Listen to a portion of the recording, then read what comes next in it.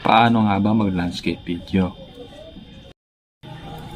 Unang-una, di ba yung phone nyo nakaganto? Ganyan nyo lang. Pag nakuna nyo ng ganyan, landscape na yan.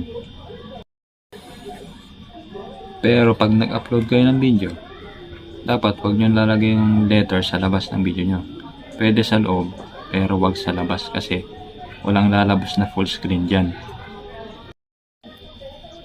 Bibigyan ko kayo ng sample kung paano i-upload yung landscape video na may lalabas na full screen.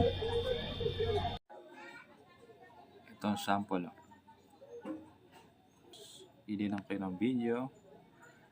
And then, ito. Next mo lang yan. Huwag kayo maglalagay, di ba, nakita nyo itim sa labas. Huwag kayo maglalagay ng mga, ng mga words yan. Pero, pwede